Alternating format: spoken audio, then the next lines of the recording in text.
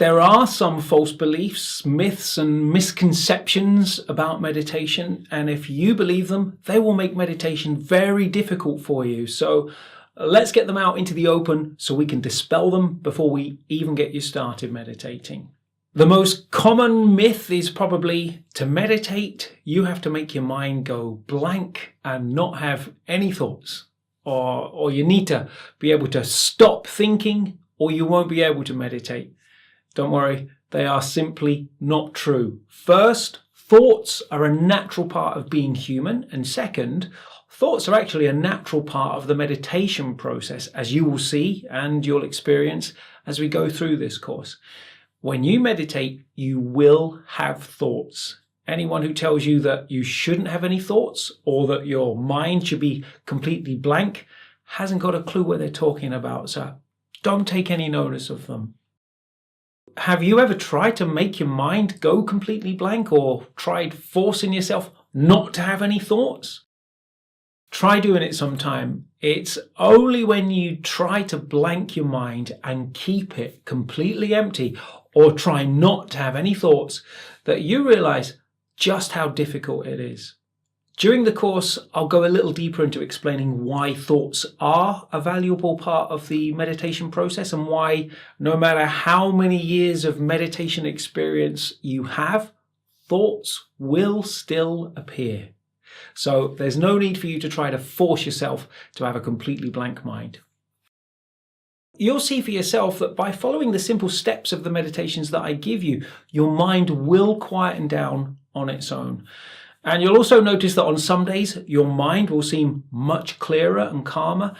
And you'll have other days when your thoughts are just going to pester you like attention-seeking children. Another false belief is there is one specific state of meditation, and the aim is to get into that state. Some people think that every time you meditate, you must transcend into some kind of hidden dimension, which is this beautiful paradise, heavenly type place where you're kind of floating in blissful world peace surrounded by colors or wonderful images. And unless you're having an experience like that, you're not meditating. Again, this is not true.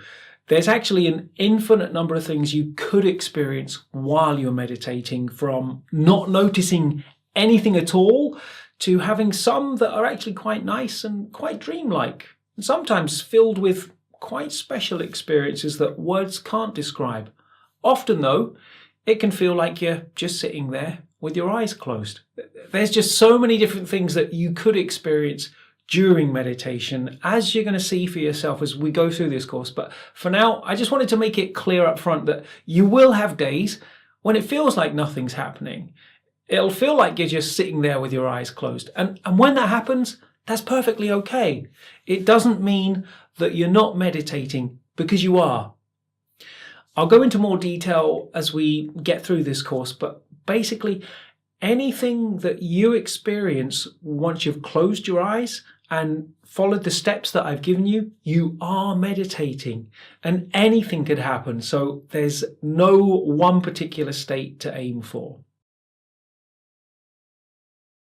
Another myth is that in order to meditate, you have to become a Buddhist or become religious or change your faith to do it.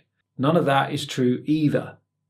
There are many different cultures and religions that do meditate, but meditation itself is universal. It doesn't belong to any particular faith, sect, or religion. It also isn't owned by any meditation group or organization. Anybody can meditate. You don't have to belong to any organization to meditate. You don't have to go and live in a cave in the wilderness to meditate. No matter who you are or what you've done in your life or what background you are from, meditation can be practiced and enjoyed by anyone, anywhere, anytime, as you will see and experience for yourself as you go through this course. The final myth about meditation is that it requires a lot of training before it can be done properly. This is not true either. Meditation is easy to learn and easy to do. You'll be meditating like a pro by the end of this course, even if you've never meditated before. Why do people still believe that it's difficult? Maybe because years ago, when people upheld meditation as a discipline or as a way of self-mastery, it was difficult. I know if you read some of the old books about meditation, in particular the Zen style of teaching, you'll find out that students were either given a pat on the back or praised sarcastically when they got things wrong, and hit with sticks or given a slap when they got things right. So back then, it must have been not only confusing, but also difficult to learn.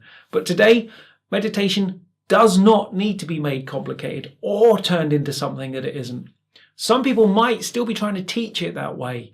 And if certain organizations or people are teaching it in a way that makes it hard or difficult, then that's because they've chosen to teach it like that. It's not my way. Meditation should be effortless and enjoyable. And meditation is effortless and enjoyable to do if you follow the steps that I share with you.